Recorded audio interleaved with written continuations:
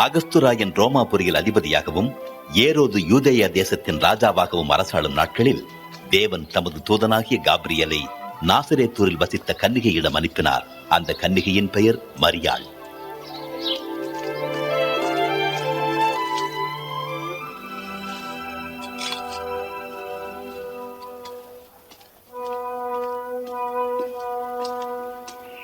மரியாளே, பயப்படாதே, நீ தேவனிடத்தில் கிருபை பெற்றாய். நீ கர்ப்பவதியாகி ஒரு குமாரனை பெறுவாய். அவருக்கு இயேசு என்று பெயரிடுவாயாக. இது எப்படியாகும்? நான் ஒரு கன்னிகை.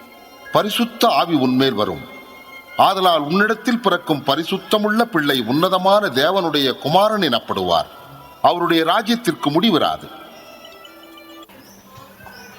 இதோ நான் ஆண்டவருக்கு அடிமை, உம்முடைய வார்த்தையின்படியே எனக்கு ஆகக் கடவது.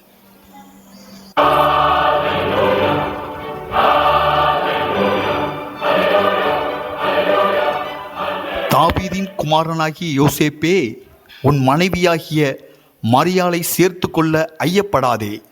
அவளிடத்தில் உற்பத்தியாயிருக்கிறது பரிசுத்த ஆவியினால் உண்டானது.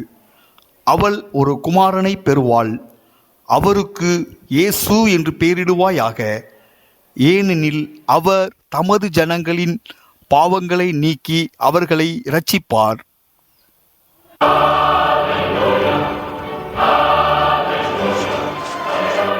பயப்படாதிருங்கள். இதோ எல்லா ஜனத்துக்கும் மிகுந்த சந்தோஷத்தை உண்டாக்கும் நற்செய்தியை உங்களுக்கு அறிவிக்கிறேன். இன்று கர்த்தராகிய கிறிஸ்து என்னும் இரட்சகர் உங்களுக்கு தாவீதின் ஊரிலே பிறந்திருக்கிறார். பிள்ளையை துணிகளில் சுற்றி முன்னணையிலே கிடத்தியிருக்க காண்பீர்கள். இதுவே உங்களுக்கு அடையாளம். உன்னதத்தில் இருக்கிற தேவனுக்கு மகிமையும் பூமியிலே சமாதானமும் மனுஷமேல் பிரியமும் உண்டாவதாக.